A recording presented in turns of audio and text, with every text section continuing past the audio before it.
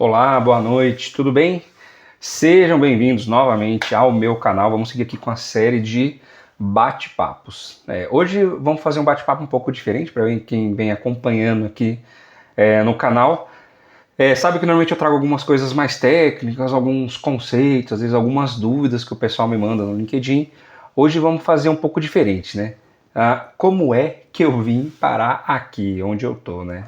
Então, qual que é a ideia aqui? Falar um pouquinho sobre a minha carreira.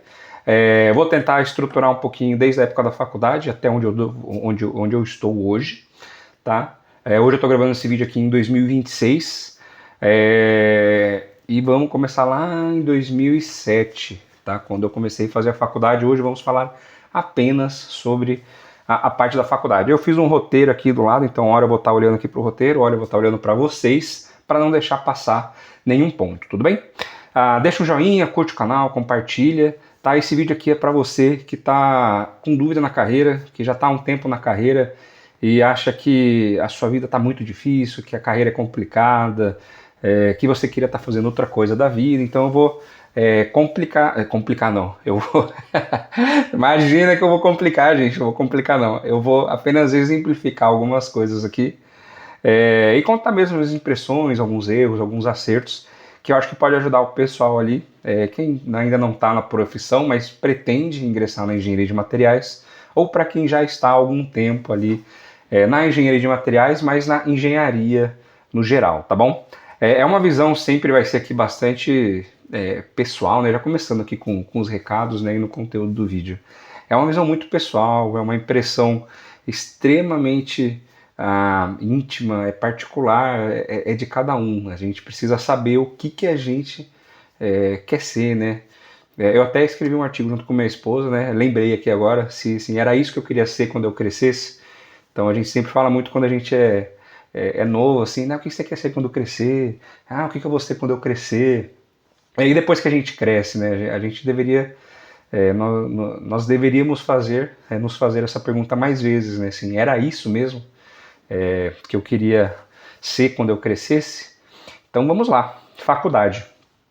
Para quem não me conhece, meu nome é Alan Bonel, eu sou engenheiro de materiais com ênfase em polímeros, tá? Então fiz a minha especialização em polímeros pela Universidade Federal de São Carlos. Também conhecida como UFSCar. A UFSCar é uma das grandes escolas de engenharia de materiais, é muito reconhecida não só no Brasil, na América Latina, mas também no mundo, tá? Então não estou puxando sardinha só porque eu estudei na UFSCar, mas para quem é da área sabe que existe um legado, existe uma tradição muito forte, ainda muito forte, na UFSCar ali, né? A gente pode falar até do berço ali da engenharia de materiais no Brasil. Então, assim, de fato, é uma das melhores escolas que tem de engenharia de materiais no Brasil, tá? E não estou puxando sardinha mesmo, assim, porque realmente é uma das melhores escolas que tem. Isso significa que eu sempre soube que eu queria fazer engenharia de materiais? Não, de jeito nenhum. E aí eu quero começar a história de hoje contando um pouco ali de como foi a minha fase de vestibular, né? Eu sempre estudei, sempre não, né? Mas eu estudei boa parte na minha vida ali em escola pública. Na sétima, oitava série, eu fiz aquelas provas de bolsa, vestibulinho que o pessoal fala, e depois fiz de novo no primeiro, para entrar no primeiro colegial, e eu consegui uma bolsa bastante boa ali, né? 60, 80, e depois pro cursinho 100% de bolsa, né? Consegui uma bolsa integral fazendo essas provas.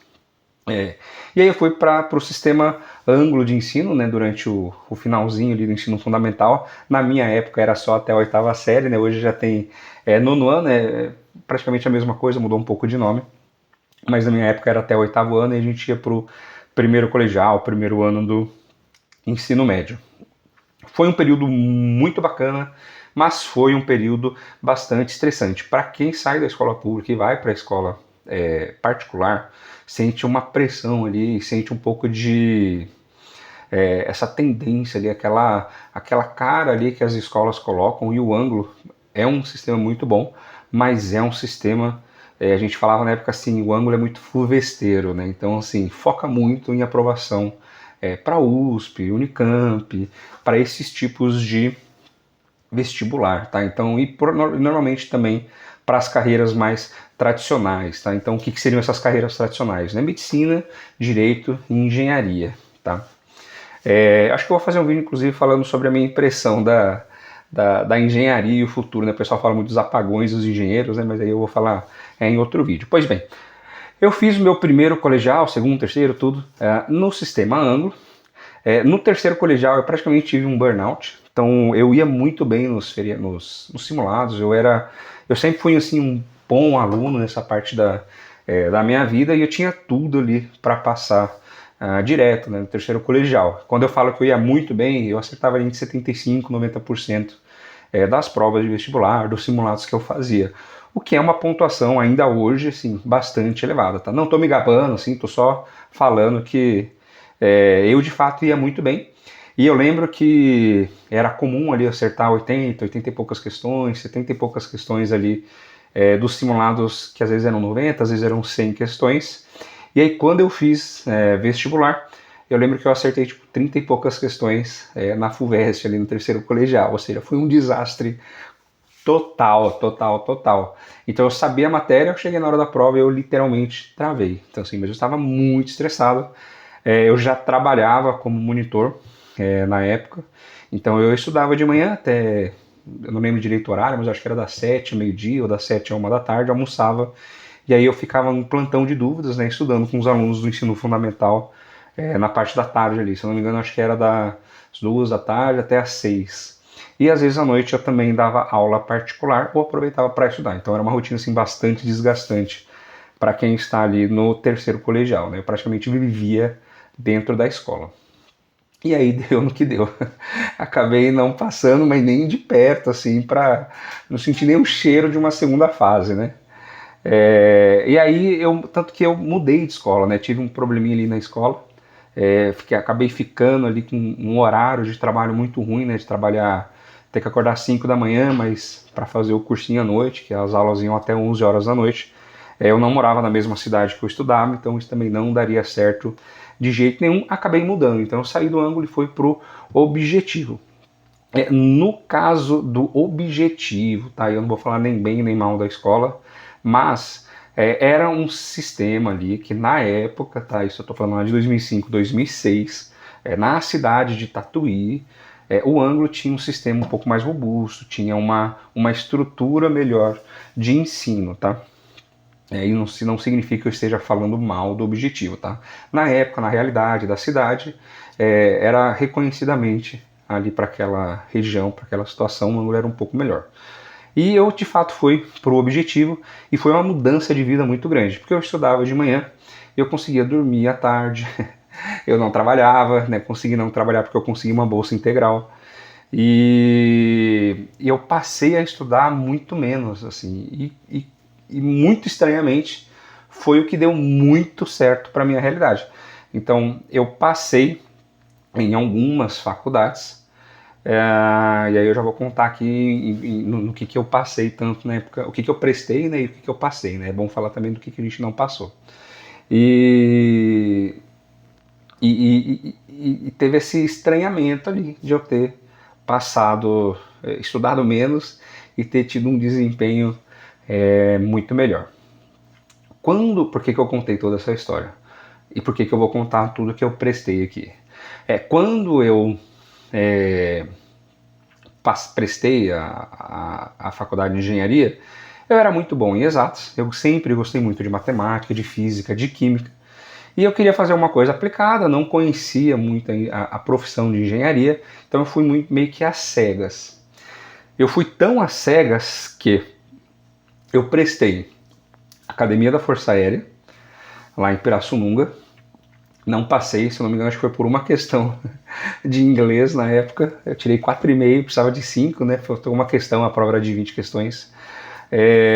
Prestei ITA, não passei, acho que o mínimo de acerto também que tinha, se eu não me engano, era em matemática, mas mesmo se eu tivesse, acho que tirado a parte mínima ali, provavelmente não teria passado no ITA não, tá? Não estou usando como muleta. Acho que na AFA eu teria passado, mas na parte do teste físico e médico eu teria reprovado. Então, às vezes as coisas vão dando errado para dar certo. Então, prestei AFA, prestei Engenharia Aeronáutica no ITA, prestei Poli na USP, e na época Poli era um curso geral e você escolhia depois a especialidade de engenharia. Prestei Engenharia Elétrica na Unicamp, Engenharia Mecânica na Unesp, Engenharia de Materiais na UFSCar e prestei o FABC, que foi o primeiro ano de vestibular. E na época era Ciências e Tecnologias, era um curso geral também, e depois que você optava. Então só para vocês verem ali, 7 vestibulares que eu prestei, e cada vestibular era uma coisa, um curso diferente. E hoje eu vejo que de fato eram, assim, são realidades completamente diferentes. Você fazer... Eu lembro que na época eu queria fazer engenharia naval na Poli, só para vocês terem uma ideia. Então assim, engenharia aeronáutica, mecânica, de materiais, não tem nada a ver uma coisa com a outra. Mas eu tive um ponto ali de lucidez antes de sair os resultados das minhas provas, dos vestibulares, que eu falei, eu preciso decidir, ou pelo menos elencar a primeira, segunda, terceira opção antes de sair o resultado. Por quê? Se não vai começar a sair o resultado, eu vou ficar na dúvida se eu fui porque eu realmente queria, ou se eu fui só porque, eu vou porque eu passei, sabe? Eu não vou deixar o futuro escolher por mim, né? Eu quero ter uma ideia ali do que realmente eu quero fazer.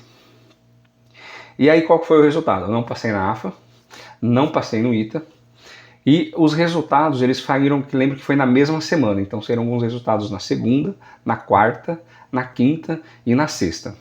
Se eu não me engano, eu acho que foi a Unesp saiu na segunda, a USP e a Unicamp na quarta, o FABC na quinta e a UFSCar na sexta. Só que a UFSCar, quando eu fui estudar um pouquinho mais sobre engenharia de materiais, foi o que eu optei como primeira opção. E a minha ansiedade ficou a milhão, porque foi o último resultado que saiu das provas que eu teria passado, né? A AFA e a UITA não lembro quando saiu, mas eu sabia que tinha saído antes, assim, eu já sabia que eu já não tinha passado. Inclusive eu tenho um amigo, um grandíssimo amigo que passou e é piloto hoje, é major, tá super bem.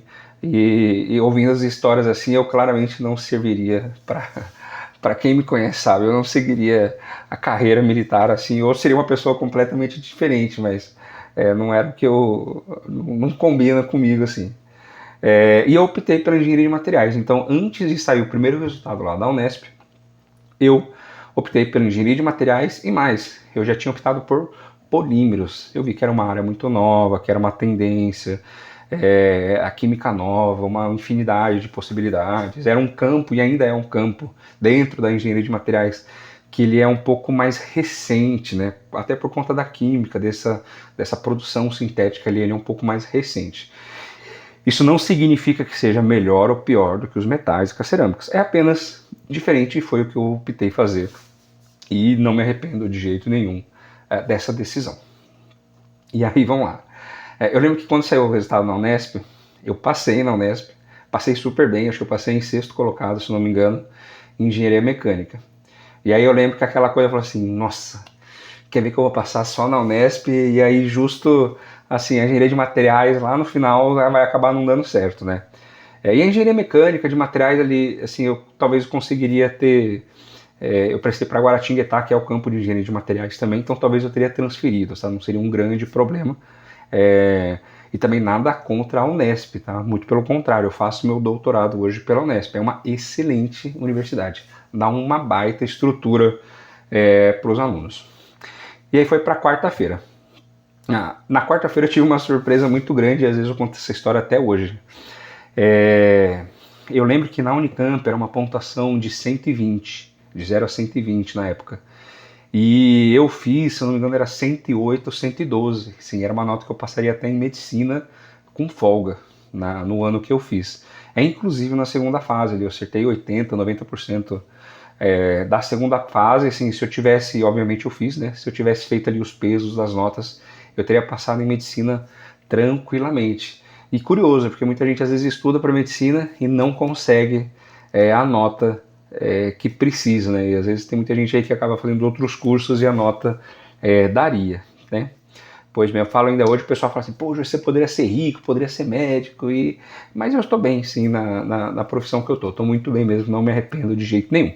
E aí eu passei em engenharia elétrica na Unicamp. E aí eu pensei de novo, falei, pô, vai chegar na sexta-feira, quer ver que eu não vou passar na engenharia de materiais, e aí vou ter que escolher entre a engenharia mecânica ou elétrica ali, né?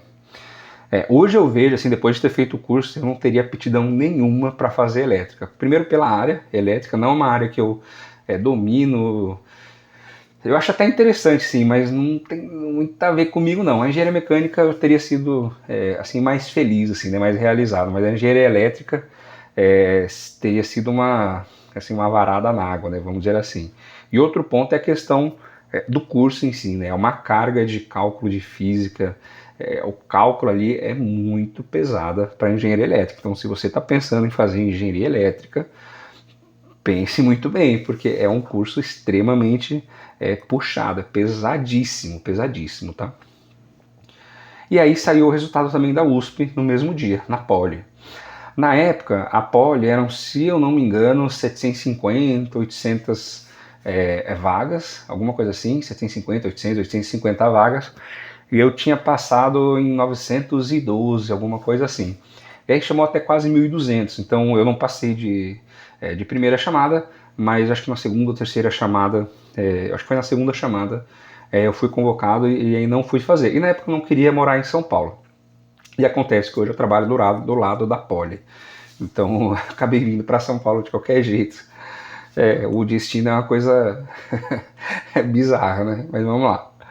Aí na quinta-feira saiu eu acho que na Unicamp, eu estou falando as colocações aqui, né? Na Unicamp eu lembro que eu passei super bem também, se não me engano eu passei em segundo, sexto, quarto, alguma coisa assim. Passei com uma nota muito boa. E aí eu passei também na quinta-feira na UFABC, mas era uma coisa um pouco mais genérica, era primeiro ano, estava abrindo a Universidade Federal do ABC, e aí eu fiquei um pouco ali meio pé atrás, era São Paulo também, e acabei não indo. E eu lembro que eu passei super bem também, mas eu não lembro quanto que foi não, assim, acho que foi lá para quinto, quarto também, alguma coisa assim, tá? E aí saiu o famigerado dia da UFSCar. Eu lembro que nem eu fui eu que vi o resultado. Foi um amigo meu, que chama Vondem, na época do colegial, que me ligou parabenizando. E aí foi assim que eu descobri que eu tinha passado. E aí quando eu passei, eu já estava decidido a fazer engenharia de materiais e não ia mudar ali, vamos dizer assim, a minha ideia, né? E aí passei, se não me engano, acho que passei em 12º, 16º, alguma coisa assim. Passei com uma nota muito boa também na faculdade. E por que eu estou colocando as minhas colocações? Então tem colocação de desde segundo lugar até 912, que eu não sei nem como falar esse número aí, nona centésimo, 12º ali. E eu estou contando isso para falar uma coisa para vocês. A colocação que a gente passa na faculdade não quer dizer absolutamente nada. Tá? Então, assim, estude o que você precisa para passar e se preocupe com a base. Tá? Mas, assim, óbvio que é legal assim, você falar, passei em primeiro em sei lá onde. Maravilhoso, mas, assim, depois que você entra na faculdade, não te serve para nada. Tá? E não te serve para nada mesmo. Tá? Absolutamente para nada. Tem excelentes alunos que passaram de quarta, quinta, sexta chamada, bons profissionais, excelentes pessoas, e tem pessoas não tão boas assim, profissionais não tão bons, que passaram muito bem, melhor que eu ali, segundo, terceiro, quinto lugar. Tá? E não vão lá procurar a lista não para ver quem passou em quinto lugar, ver o nome da pessoa e falar, essa pessoa não presta. Não, estou só dando, né, um exemplo aqui. Então essa foi mais ou menos a minha história ali de vestibular. Tá? E aí eu comecei a faculdade. Então agora vamos para a fase 2 do vídeo. Quando eu comecei a faculdade, eu lembro de uma coisa muito, muito interessante. Eu até vou olhar aqui, ó. Eu anotei aqui, ó, primeiro choque com a realidade. Quem faz engenharia vai entender muito bem o que eu estou falando. Normalmente quem vai fazer engenharia são pessoas que são muito boas em matemática, física, química, né, na parte de exatas ali. E aí quando entra na faculdade, descobre que não tem muito a ver assim, o que a gente aprende ali de matemática, de física, no ensino médio, até estudando para o vestibular, com o que a gente vê na faculdade, né? Assim, então, o raciocínio, o tipo que a matéria ali é passada, como o conhecimento ele é passado, qual tipo de conhecimento, né? Como que você precisa absorver aquele conhecimento é completamente diferente. Então você aprende muita dedução de fórmula, você aprende muito o raciocínio ali de você trabalhar com aqueles números, mas não necessariamente para você chegar no resultado ali 2,5, 107,88, tá? Tem muito disso, mas o importante ali é você conseguir trabalhar com as variáveis, saber fazer criar ali hipóteses, né? Quando você pode considerar algo nulo, algo zero, algo desprezível, e trabalhar ali com as fórmulas mesmo, né? Com o pensamento. E a carga ali de cálculo para quem faz engenharia, e principalmente quem faz engenharia em escolas estaduais e escolas federais, é muito diferente, tá? Não estou falando mal de quem estuda em escola particular, e não estou falando bem de quem estuda em escola pública, mas no geral as escolas públicas elas tendem a ter um conteúdo bem mais puxado, principalmente para essa parte de cálculo, do que as escolas públicas, tá? Do que as escolas privadas, tá? Isso não significa que uma estadual lá do fim do mundo, né, que às vezes é uma escola pequena, mesmo sendo estadual ou uma federal, vai ser melhor que todas as particulares no Brasil, tá? E aí, assim, vamos fazer muito jus ali, né? Vamos ser justos. Tem escolas privadas ali que são excelentes e muitas vezes até muito mais difíceis que as escolas públicas ali, dependendo da comparação que você estiver fazendo, tá? E para a área de engenharia, a gente tem o Instituto Mauá, a gente tem a FEI, a gente tem o Mackenzie. Então, assim, só para alguns exemplos, tá? Alguns exemplos de escolas que são muito puxadas. Então, não vá fazer, encarar um curso de engenharia, por exemplo, no Mackenzie, que é uma escola tradicionalíssima de engenharia de materiais, achando que vai ser fácil só porque é uma escola privada, tá? Não vá com esse preconceito, tá? Muitas vezes é melhor você escolher uma estadual do que fazer Mauá, FEI ou Mackenzie, tá? São cursos que são muito difíceis, são cursos que são muito, muito puxados, tá? Então, é só para vocês terem essa ideia aí, tá? Vamos lá. Uma outra coisa ali que eu gostaria de falar ali, ó, vamos ver se eu não me perdi no meu roteiro aqui. A importância do autoestudo, eu anotei isso daqui. A coisa mais importante que você vai aprender na engenharia, não só de materiais, num curso de engenharia, numa boa escola, seja ela pública ou privada, é aprender a aprender. A aprender a estudar. A encontrar informações, conteúdos e desenvolver ali uma habilidade por você mesmo, tá? Professores de faculdade não vão pegar na sua mão e te fazer aprender, treinar com você, fazer exercício, tá? Isso é uma responsabilidade sua, tá? E isso é muito bom, porque quem encara esse desafio e sai bem no mercado de trabalho vai ser uma pessoa que vai ser mais desenrolada, tá? Podemos ter ali umas críticas do que alguns professores assim são só jogam conteúdo, assim, não tem mínima preocupação com a didática, né?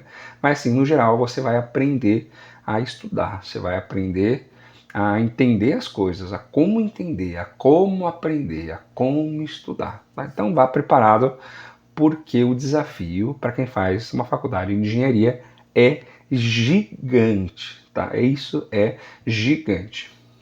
E aí é um ponto que as pessoas se frustram demais, tá? Muitas e muitas e muitas pessoas que são frustradas hoje na profissão é por conta disso. E aí eu queria contar uma história um pouco pessoal minha aqui, a gente vai falar disso em alguns vídeos mais para frente. Quando eu fiz engenharia, a engenharia eu prestei em 2007, né? Eu entrei, prestei em 2006 na verdade, e eu iniciei o curso em 2007. Era uma época, e eu lembro que meu pai, né, trabalhava no metrô, e o metrô tinha um monte ali de engenheiros, e os engenheiros eram muito bem de vidas. Então você era tinha um cargo técnico, né, uma atuação técnica. Você era engenheiro mecânico no metrô, engenheiro civil no metrô, engenheiro elétrico no metrô.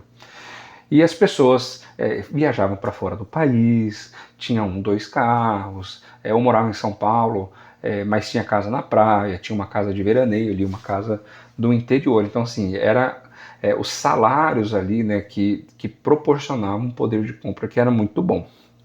E aí o que eu vejo ali de maneira é, bem, bem sucinta ali?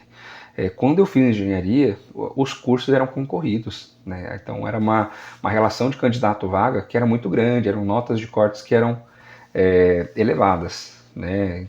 E hoje não é mais assim. Só que na época, um engenheiro ele tinha uma remuneração que era muito atrativa. Então eu acho que sempre foi uma profissão muito difícil ali, o dia a dia não é fácil, mas tinha uma remuneração muito boa. Eu acho que muita gente foi sendo jogada ali para esse curso com essa ilusão de ganhar muito dinheiro. E eu acho que popularizou o curso demais. Então, hoje tem muitas escolas ali, muitas universidades, eu não vou citar nenhuma, mas às vezes universidades muito pequenas ali, de alguma cidade que só tem um campus e oferecem ali cursos de engenharia. E normalmente oferecem cursos que são cursos mais genéricos, né? E o que eu quero dizer com curso mais genérico? Quantas escolas de engenharia de produção você conhece?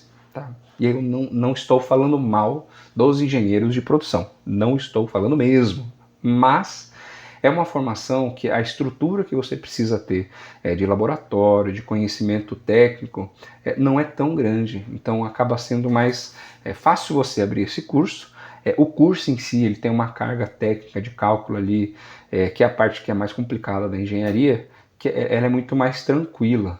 Tá? Então popularizou demais. Então muita gente hoje tem diplomas, né, de engenharia. Você pode ver que tem uma enormidade de gente que você conhece, tenho certeza que você conhece pelo menos uns 10 ali, engenheiros de produção. E eu estou só falando, tá, de novo, estou apenas falando da engenharia de produção, porque se tornou um curso muito comum, tá?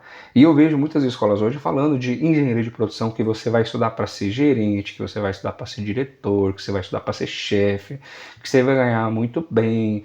E às vezes acaba acontecendo de você ter pessoas nessas posições de gerente, de diretores, de formados de escolas que não são tão boas, tá? E aí você tem problemas ali de convivência, de quem é da área vai entender muito bem que eu estou falando, tá? Mas novamente, não estou falando mal nem do curso de engenharia de produção e nem dos profissionais da engenharia de produção, tá? Que não eu vou sair na rua, vou apanhar de um monte de engenheiro de produção, não é isso.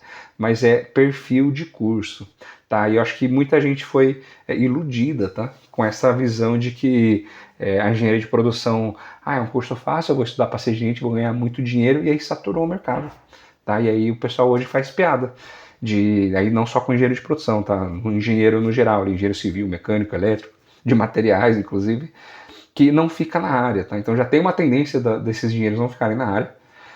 E, você vai ser engenheiro? Então você vai ser Uber, tá? Você vai, então você vai trabalhar em banco. Você vai porque é o que acaba acontecendo, porque a área hoje ela ficou muito saturada.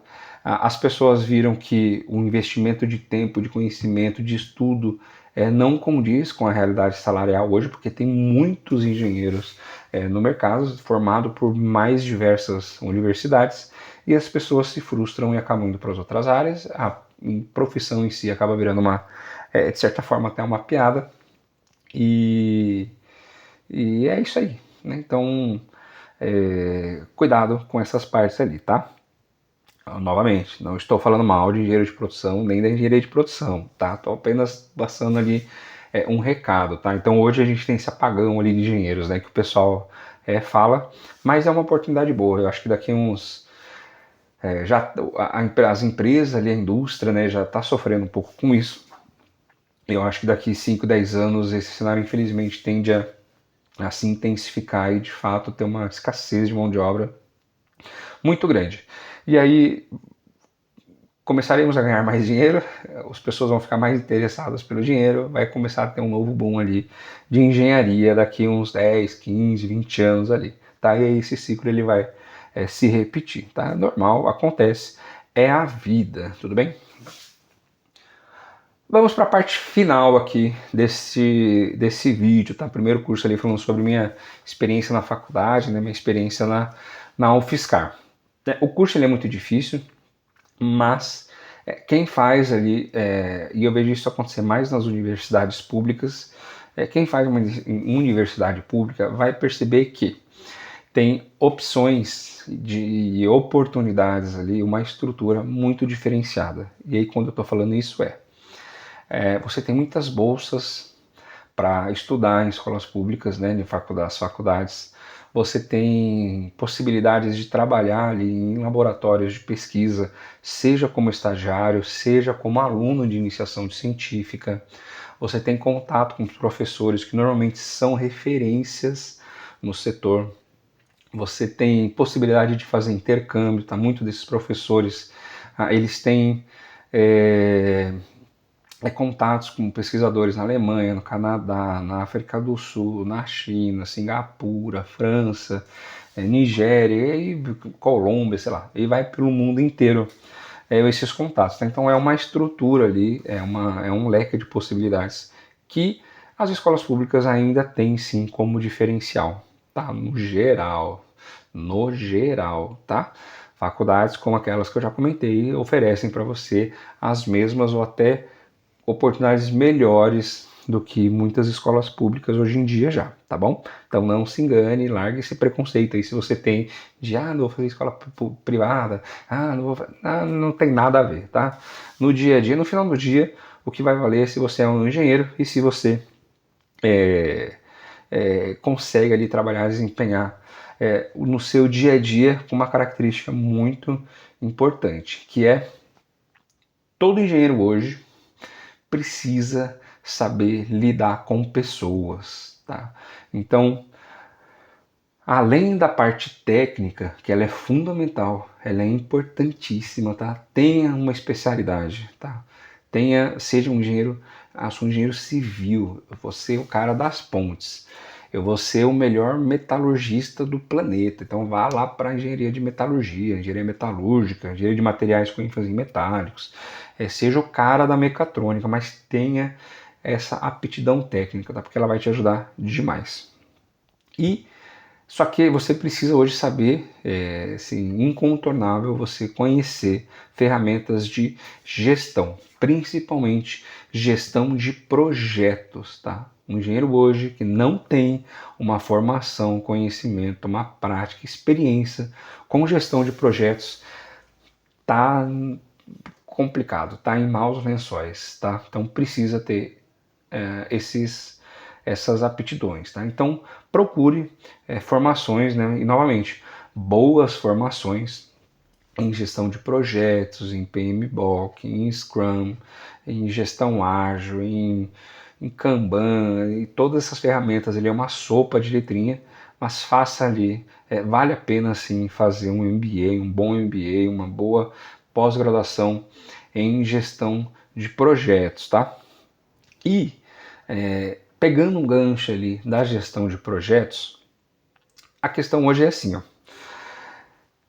E eu acho que isso não vale só para engenharia, isso aí vale para qualquer profissão, qualquer atuação, qualquer dia a dia que você tiver. Você precisa se relacionar bem com as pessoas. As pessoas elas precisam gostar de você, tá? Infelizmente. Isso não significa que você vai ser falso, você vai fazer só aquela média, né? Você vai ser o mídia da firma, não é nada disso. Mas você precisa saber conversar, você precisa ter educação, você precisa cultivar relacionamentos no seu ambiente de trabalho, tá? Isso vale para a vida pessoal também.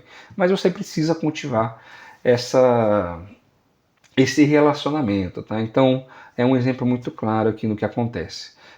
Você vai ter aquela pessoa que chega ali na empresa, no ambiente, no chão de fábrica, só quando ela precisa de alguma coisa, só quando ela precisa de um teste, quando ela precisa de uma ajuda, quando ela precisa fazer uma ferramenta, quando ela precisa uma mão de obra para ajudar em algum outro projeto, alguma outra atividade.